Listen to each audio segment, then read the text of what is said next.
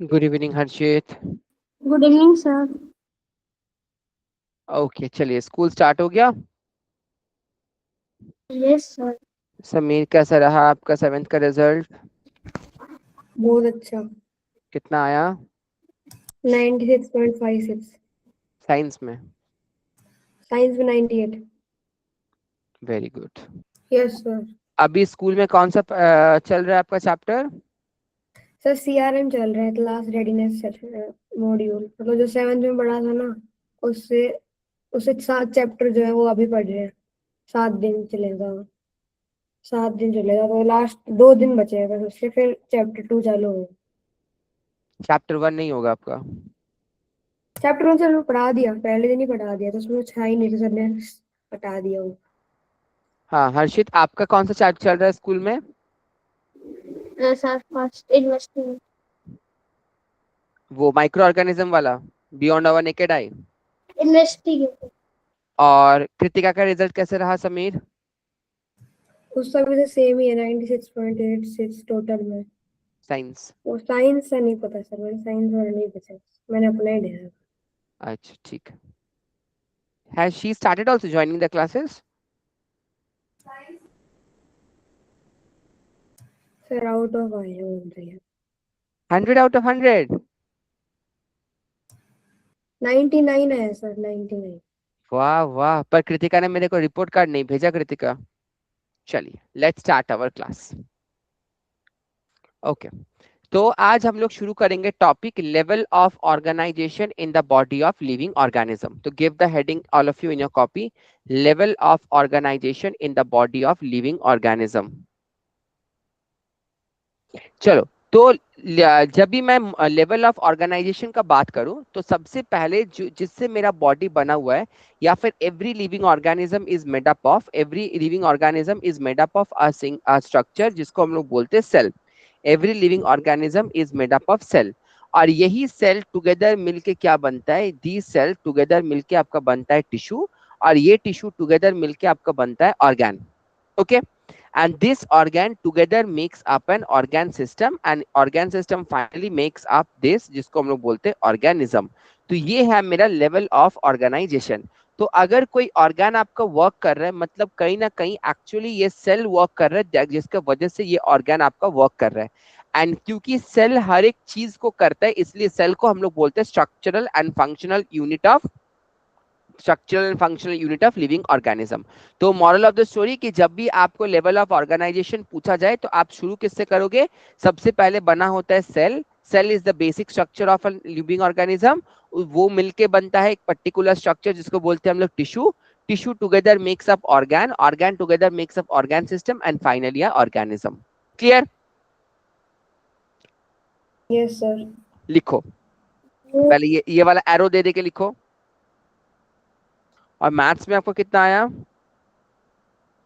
Maths में 100। Science में कहाँ गलती करके आया आप? सर बस दो नंबर ही थे। Yes yes sir. सर। चलो, तो मैंने अभी क्या बोला? The structure of a living organism from, अगर मैं टाइनी प्लांट का बात करूं, यूनिसेल्युलर ऑर्गेनिज्म का, to complex living organism, everything is made up of what?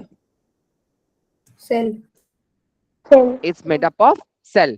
और ये हर एक चीज को जो प्रॉपरली वर्क करवाता है हमारे बॉडी में, वो भी क्या है? आपका सेल। सेल। राइट? चलो, तो सबसे पहले हम लोग सेल के बारे में लिख लेते हैं। Cell, the cell is the smallest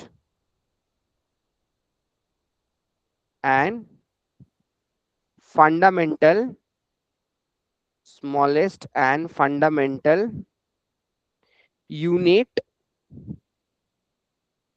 of all living beings.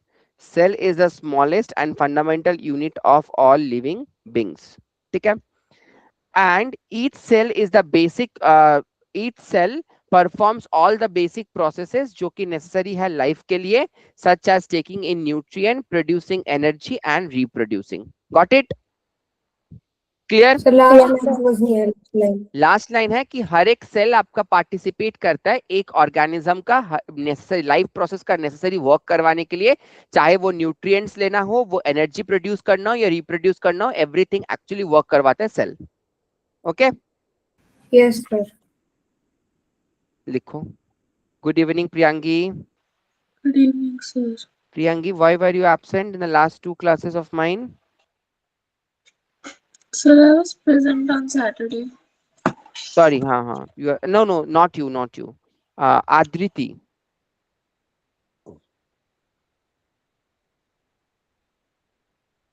आप ही का सिस्टर है ना 10th में? Yes, Aditri. हाँ Aditri. हाँ, that only. Sir, I think she's already taken for maths. 3 days for maths. अच्छा अच्छा, you are for science, she is for maths. Yes, sir. Okay.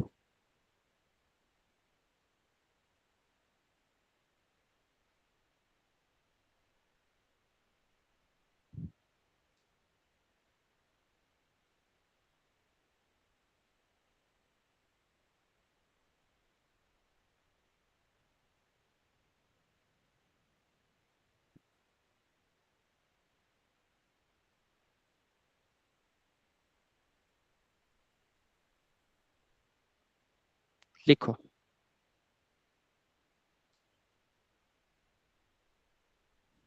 I hope cell समझ में आ गया सबको. Udayan, Harshit, Priyanki and Sameer. Yes sir. Yes, sir. This time I want a very good result from all of you. Sameer ने अपना बात रख लिया, आप लोग को भी रखना है. दो समीर ने नहीं रखा अपना बात, 2 नंबर कम लाया.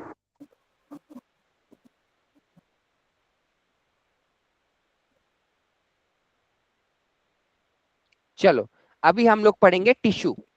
तो देखो ये जो सेल है, ये सेल ही मिल मिल के आपका एक पर्टिकुलर स्ट्रक्चर बना रहा है. तो the cells which are similar in structure and perform a particular function is known as tissue. So what is tissue? A tissue is a group of similar cells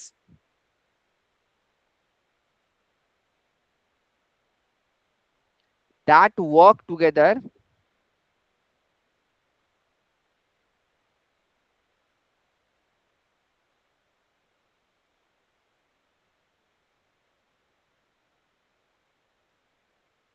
to perform a specific function.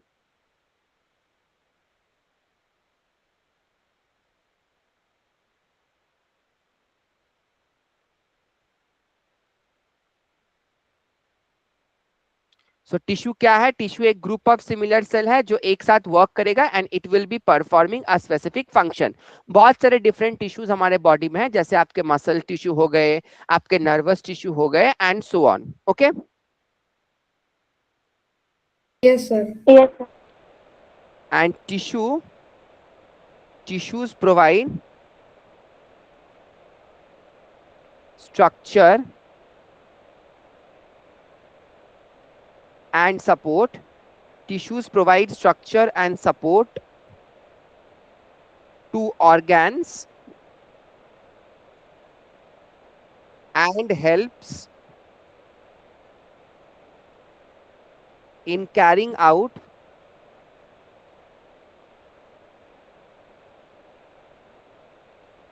specialized tasks.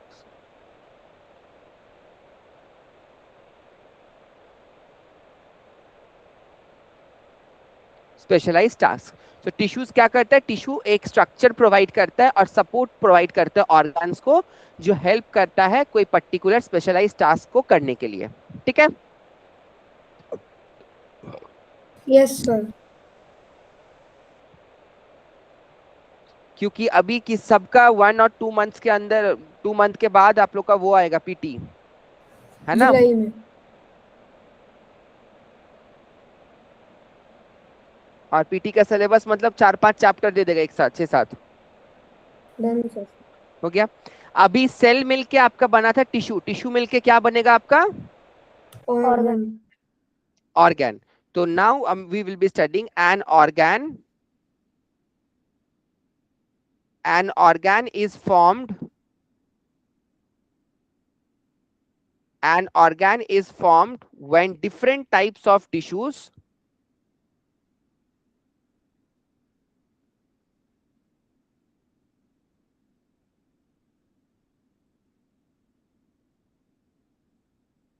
combine and work together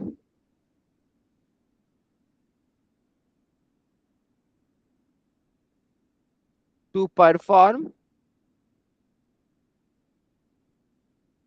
a particular function.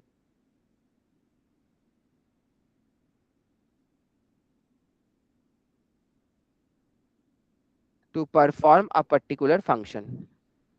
ठीक है, तो organ क्या है? Organ हमारा form होता है जब बहुत सारे डिफरेंट टाइप्स ऑफ टिश्यूज एक साथ कंबाइन करते, वर्क करते ताकि एक पर्टिकुलर फंक्शन को काम कर पाए, तो उसको हम लोग बोलते हैं ऑर्गन। सेल एक साथ कंबाइन करेगा, एक पर्टिकुलर स्ट्रक्चर को फॉर्म करेगा, पर्टिकुलर फंक्शन करेगा तो बनेगा टिश्यू, और टिश्यूज मिलके एक पर्टिकुलर स्ट्रक्चर बनाएगा जो एक पर्टिकुलर फंक्शन करेगा, उसको हम लोग बोलते हैं organ. So each organ has a specific structure and role in the body. ठीक है, ऐसा नहीं कि लीवर जो है मेरा वही लीवर हर एक काम करेगा। लीवर अपना काम करेगा तो हार्ट अपना काम करेगा, तो ब्रेन अपना काम करेगा, वहीं पे बोन्स अपना काम करेगा। Each organ are specific in their structure and specific in their function. ठीक है, Yes, sir. हो गया क्लास लिखना सबको यहाँ तक? Yes, sir. No. लिखो लिखो। प्रियांगी समझ में आ रहा है? हर्षित, उदयन? Yes. So, हो गया क्लास?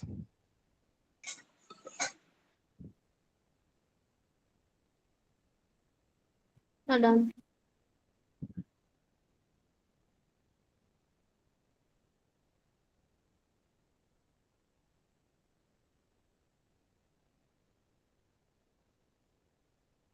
चलो नेक्स्ट हम लोग लिखेंगे ऑर्गेनिज्म, सॉरी ऑर्गन सिस्टम। तो फोर्थ क्या हो जाएगा मेरा? Organ system.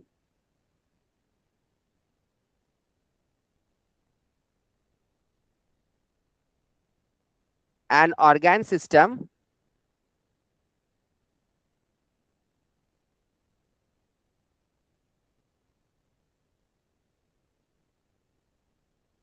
is a group of organs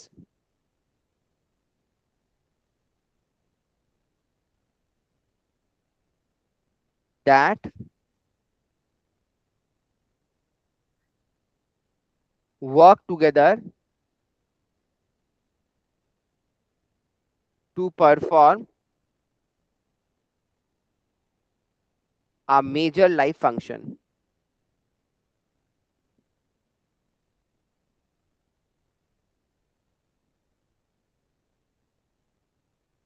ठीक है, तो ऑर्गन सिस्टम क्या हो गया? ग्रुप ऑफ ऑर्गन्स जो एक साथ वर्क करेगा, एक पर्टिकुलर फंक्शन को प्रोवाइड वर्क करेगा, और हमारा मेजर जो लाइफ फंक्शन है उनको करने में काम करेगा। तो each organ system takes care of major task, और ये इंश्योर करता है कि एक ऑर्गेनिज्म प्रॉपर्ली वेलबींग करे। एंड एक ऑर्गेनिज्म क्या होता है? एक ऑर्गेनिज्म आपका इज कंप्लीट मल्टी सेलुलर होता है organism, and they are capable, वो केपेबल होता है डिफरेंट फंक्शंस को करने के लिए। क्लियर? Yes, sir. ओके, तो सेल के बारे में मैंने क्या बताया? What is cell? Cell is a basic fundamental unit of life. Yes, okay. Cells मिलके क्या बनते हैं? Tissue. What is tissue? Combination of and they work Tissue is together a to group perform of similar cells that function. work together. Tissues मिलके क्या बनते हैं? Organ. Organ. And organ मिलके क्या बनाता है? organ Organ system. system. An organ system makes an organism, right? Yes, sir. Clear है Yes. सबको? चलो then Yes. Let's solve some questions. Which of the following is not a characteristic of microorganism? Sir, Udayan, are always harmful. जिसको पूछूं वो बताओ. ठीक है, हर्षित का हो गया. Udayan, the first scientist who first observed Koch cell and named the cell was Robert Hooke. Robert Hooke. spelling. ROBERTHOOKE. ठीक है. Samir, which level of organization is the highest in living organisms? C. Organ system. Priyangi, viruses can be seen clearly with the naked eye. False. False. A student observed pond water under a microscope and found many tiny moving organisms. Oh my God. What are these organisms called? May I Yes. ask to bring a cup of coffee or tea? Yes, microorganism. Why could the student not see them without a microscope? जो सबसे पहले hand raise करेगा. बोलो दयान. Because microscope doesn't seen by naked eye. Microscope को हम लोग naked eye से नहीं देख सकते. No sir, microorganism. तो आप बोले because microscope cannot be seen by naked eye. Sir, that is okay. Okay. Name one scientist who first studied such microorganisms. बोलो प्रियांगी. Anthony van Leeuwenhoek.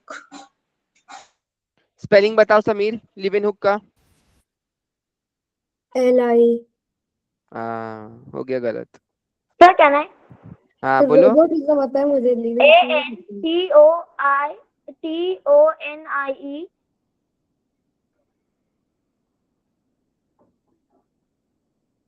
लिवेनहुक. सर ये कौन थे? इसके बारे में नहीं पढ़ा. चलो अब हम लोग पढ़ेंगे main parts and structure of cell. अगर आप लोग को याद है जब मैं आप लोग को पढ़ाया था प्रोकैरियोटिक एंड यूकैरियोटिक सेल, याद है मैंने पढ़ाया था आप लोग को प्रोकैरियोटिक एंड यूकैरियोटिक सेल. तो मैंने क्या बोला था प्रोकैरियोटिक और यूकैरियोटिक सेल में कि प्रोकैरियोटिक सेल हम लोग उन सेल्स को बोलते हैं जिनमें आपका जो भी डीएनए मटेरियल है एक पर्टिकुलर स्ट्रक्चर के अंदर प्रेजेंट होता है, एक पर्टिकुलर मेम्ब्रेन के अंदर प्रेजेंट होता है, और जिनमें वो नहीं प्रेजेंट होता है उनको हम लोग बोलते हैं यूकैरियोटिक ऑर्गेनिज्म. सॉरी, जिनमें होता है उनको बोलते हैं यूकैरियोटिक, जिनमें नहीं होता है उनको बोलते हैं प्रोकैरियोटिक. करेक्ट. प्रोकैरियोटिक सेल का मैंने क्या एग्जांपल दिया था?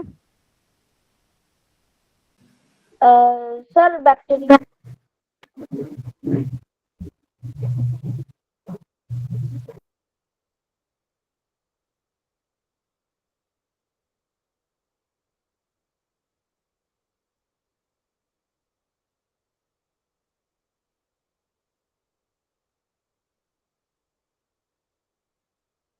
चलो हाँ बैक्टीरियल सेल. Very good. और यूकैरियोटिक का? Plant cell. Plant cell, animal cell, दोनों. अभी देखो अगर मैं बात करूं दोनों सेल का, तो आप लोग का नेक्स्ट दिन का सबसे पहला होमवर्क लिखो. Homework for Saturday. Draw a neat लेवल डायग्राम.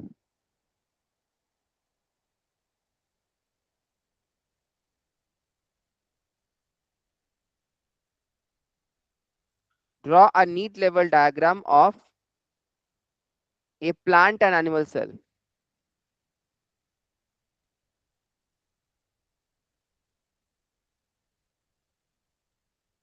लिखो.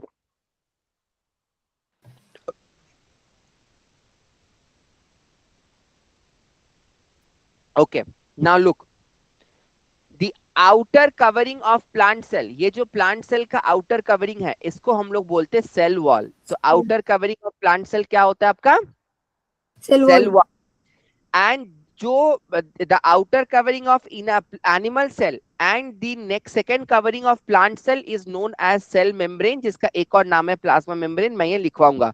तो ये एक structure है which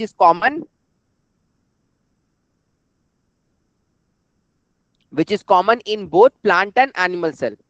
The next is your nucleus. तो ये nucleus आपके animal cell में भी present होता है, ये nucleus आपके plant cell में भी present होता है. But एनिमल सेल में न्यूक्लियस कैसे प्रेजेंट होता है? सेंट्रली लोकेटेड होता है, एकदम सेल का सेंट्रल पार्ट में ही होता है, साइड में कहीं नहीं होता है। पर प्लांट सेल में क्या होता है? It is located at the corner part of the cell, side of the cell. Centre part को सेल का कौन कवर अप करता है? बाय दिस स्ट्रक्चर जिसको हम लोग बोलते हैं वैक्यूल। ये मेनली प्रेजेंट होता है आपका प्लांट सेल में।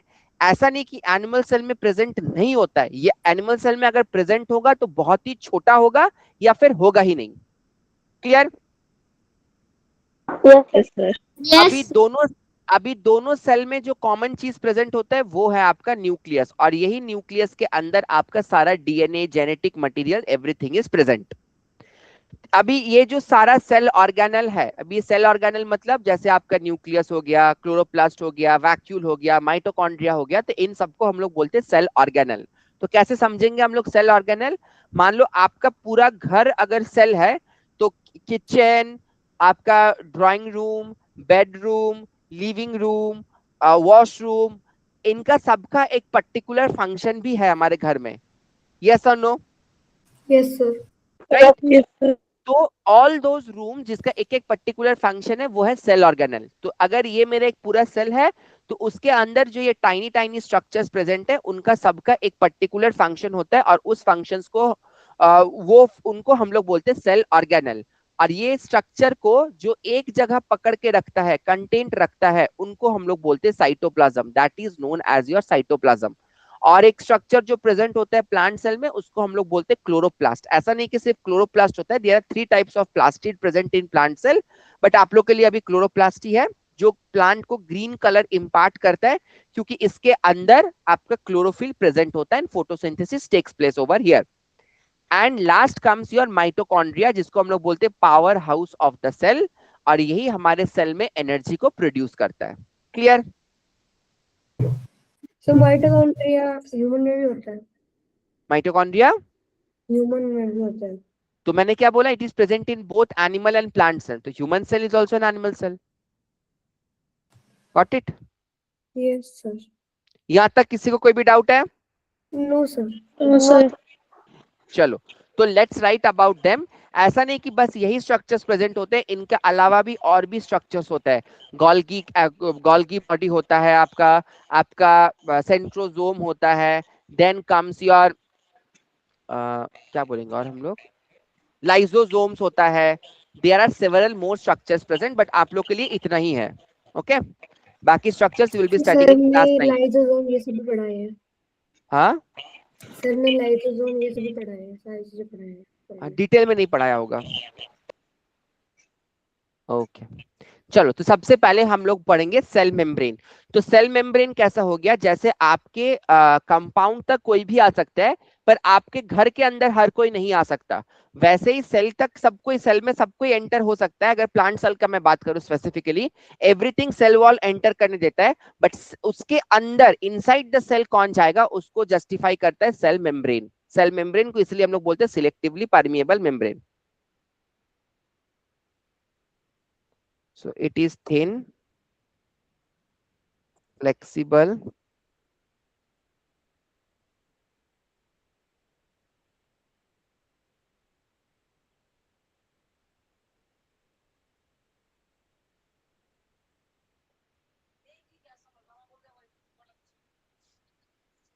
forming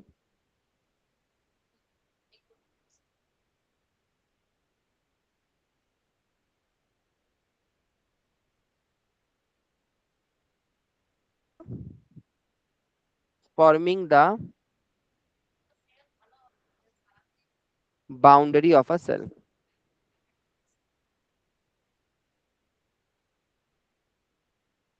Boundary of a cell.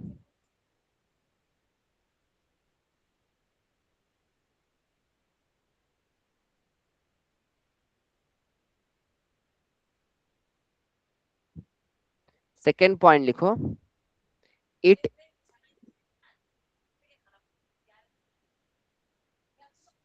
it is also known as plasma membrane.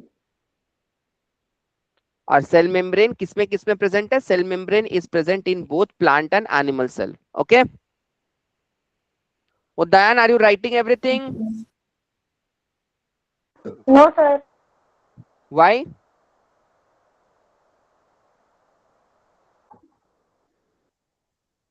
क्यों नहीं लिख रहे हो आप?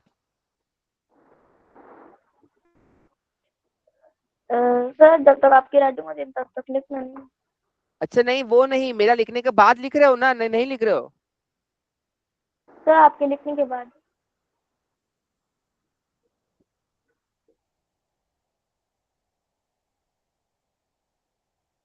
Porous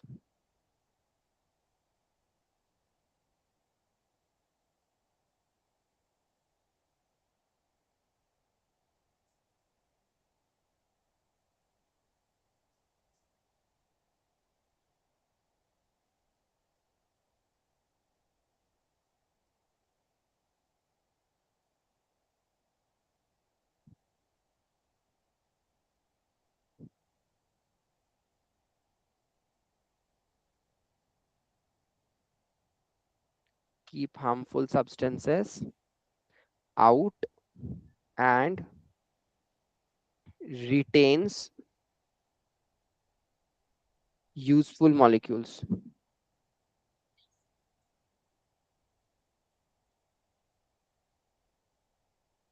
and retains useful molecules. तो यहाँ पे आपका क्या है, इनमें से क्वेश्चंस आ सकता है, write a short note on cell membrane, what is the function of cell membrane, all this. तो सेल मेम्ब्रेन क्या है आपका? थिन फ्लेक्सिबल लेयर जो बाउंड्री ऑफ द सेल को बनाता है।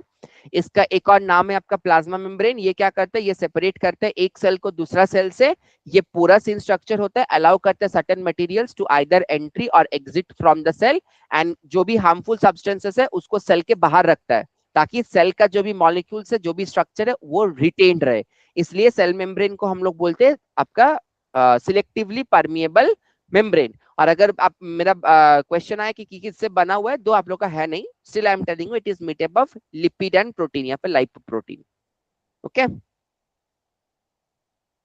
हो गया सेल मेम्ब्रेन लिखना सबका? Udayan, No, sir. No Harshit, sir. Priyanki, No. Sameer? Yes, sir. No, sir. Sir क्यों आपके साथ है? Done sir.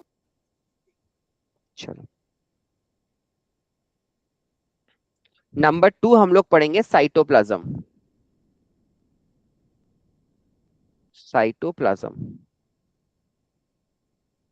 तो साइटोप्लाज्म आपका क्या होता है? मैंने क्या बोला था?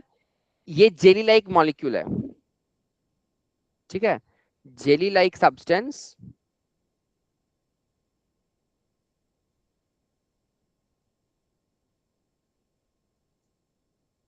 फिलिंग, हैंड आपको तो लाइन में most of the cell inside the membrane, inside the membrane.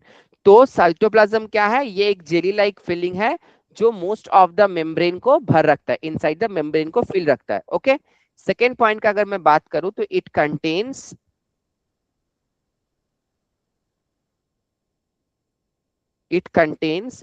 dissolved it contains dissolved nutrients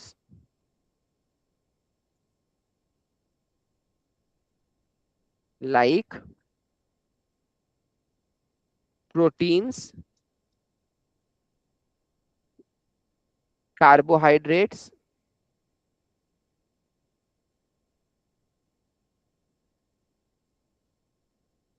fats and mineral salts.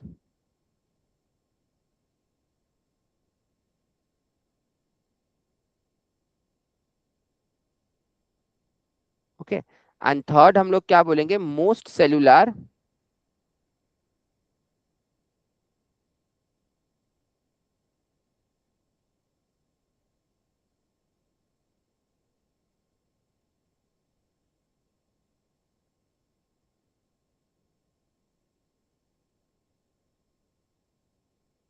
तो मैक्सिमम जो भी लाइफ प्रोसेस है आपका, सारा चीज यहीं पे होता है। Priyanki, Yes, sir. may I expect your video to be turned on in the class?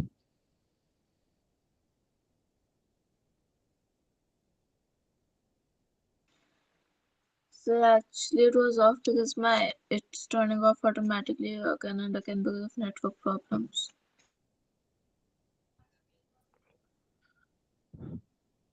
तो क्या आप लोग को सेल मेम्ब्रेन और साइटोप्लाज्म क्लियर है? उदयन, समीर, हर्षित and प्रियांगी? Yes, sir. Yes, sir. Yes, sir.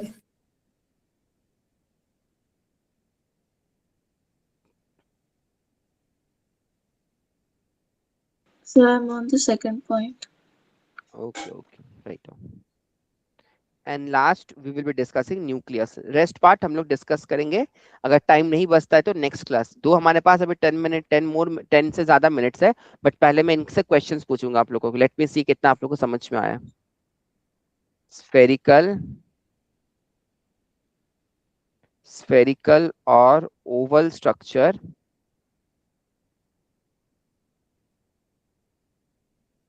usually located centrally।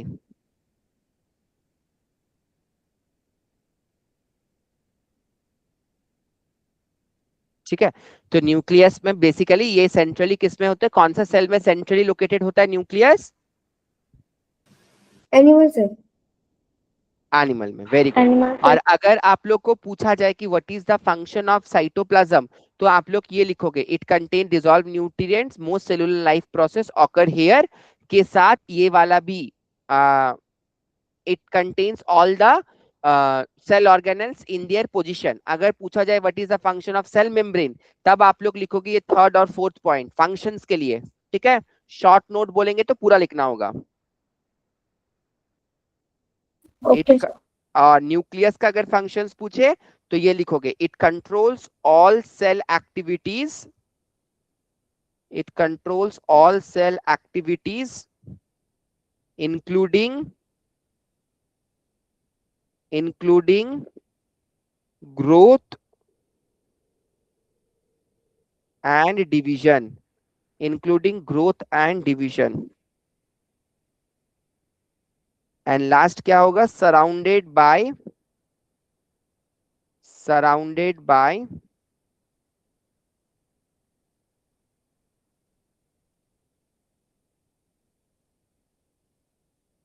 its own thin membrane।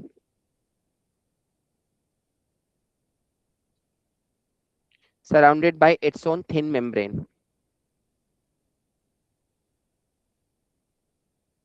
लिखिए पहले। तो ये तीन स्ट्रक्चर जो हमने पढ़ा, सेल मेम्ब्रेन, साइटोप्लाज्म और न्यूक्लियस, ये क्या है, ये आपका कॉमन है in both plant and animal cell. Okay, Yes, sir. हो गया। चलिए एक बार क्विकली आप लोग गो थ्रू करो और देखो तो क्या आप लोग को ये सारा टॉपिक्स क्लियर है। मैं कुछ क्वेश्चंस पूछ के पहले क्लियर आउट करूं कि आप लोग को क्लियर है, then I will be carrying forward the rest part. देखो पहले, गर्मी में चश्मा बड़ी दिक्कत होता है ना समीर पहनने में। Yes, sir. अभी मैं भी वही चीज समझ रहा हूँ। हो गया। चलिए, तो कौन मेरे को बताएगा कि what is the function of cytoplasm in a cell? एक एक करके। I have only 2 ears. दोनों एक साथ बोलोगे तो एक ईयर में एक जा रहा है, एक ईयर में एक जा रहा है, आई कुड नॉट अंडरस्टैंड कि क्या कर। एक एक करके बोलो। हाँ बोलो दयान पहले। It contains dissolved nutrients like protein, fats, carbohydrates, protein salt, mineral salt, and it is the part of many and chemical reaction. yes, ठीक है, Most of cellular processes take place here. हाँ वही, वही भी बोल सकते हो। अगर वो नहीं लिख सकते तो ये लिख सकते हो, site of many chemical reactions. ठीक है, Yes, sir. अभी मेरे को कौन बताएगा कि what is the difference between cell and tissue? Sir, can I? बोलो Priyangi. So cells are the smallest and the fundamental unit of life of all living beings, and each cell performs all the functions in its cellular body. A tissue is a group of similar cells, and they all work together to perform a specific function. Okay correct. अभी next question मैं अगर पूछूं समीर से, what is the difference between plant cell and animal cell, क्या बोलोगे Sameer? Plant cell contains vacuoles, but animal cell does not contain vacuoles, or there are very smaller vacuoles. Smaller in structure size. Smaller or no. Okay next. Next, cell wall is present in the plant cell, but cell wall is not present in the animal cell. Perfect, एक और। Cytoplasm is present in the plant cell, but not in animal cell. Okay Harshit उबासी लेना हो गया तो बताओ, what is the function of nucleus? What, sir? What is the function of nucleus? Nucleus. Sir, nucleus controls nucleus controls the all cell activities like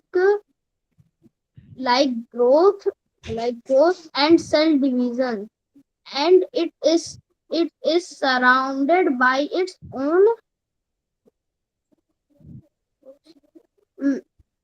own thin membrane. चलिए good. Now let's study one more cell organelle and we will be wrapping up the class today.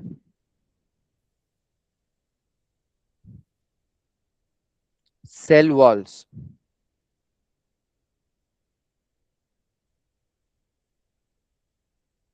It is present only in plant cells.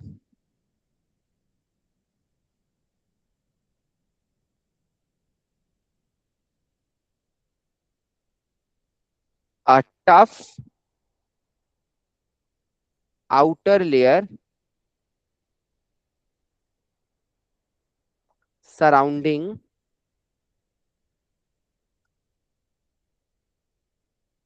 the cell membrane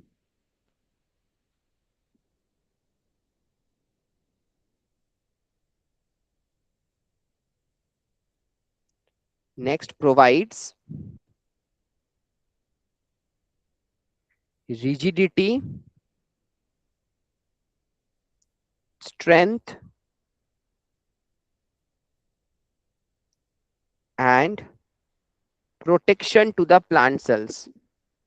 Provides rigidity, strength, and protection to the plant cells. To plant cells. Makes cell appear firm and compactly arranged. तो इस plant cell क्या होता है आपके, rigid होता है, एक ही shape का होता है देखने के लिए, जबकि सेल मेम्ब्रेन या एनिमल सेल क्या होता है आपका, फ्लेक्सिबल होता है। और ये क्यों फ्लेक्सिबिलिटी प्रोवाइड होता है? क्योंकि सेल वॉल के वजह से। सेल वॉल आपका रिजिड होता है, टफ होता है। एंड सेल वॉल का अगर मैं बात करूं तो cell wall is made up of cellulose. ओके, और एक चीज अगर बोलूं तो प्लांट सेल का क्या होता है, plant cell is rectangular in shape. लिखो। So what is rigidity? Rigidity is a strength जिसके वजह से कोई चेंज नहीं होगा, टफनेस जिसको एक तरह से हम लोग बोल सकते हैं। Yes, sir. जैसे हम लोग क्या बोलते हैं, डोंट बी रिजिड, मतलब अड़े नहीं रहो उस पे, वैसे ही फ्लेक्सिबल रहो। Sorry. हो गया क्लास सबका? No, sir. इनका हो गया, वो पहले गो थ्रू करके देखो कि यहाँ तक आप लोग को सारा चीजें क्लियर है कि नहीं। Done, sir. Yes Udayan, you have raised your hand, कुछ बोल रहे हो क्या आप? No, sir. तो आई होप आज का क्लास बहुत ही इंटरेस्टिंग रहा। Yes, Yes, sir. sir. Okay, Yes, sir. तो आप लोग का सैटरडे के लिए होमवर्क रहेगा कि आज मैंने जितना पढ़ाया उतना लर्न करके आना है ऑन सैटरडे में इतना लर्न पूछूंगा and I will be carrying forward the rest part of the chapter.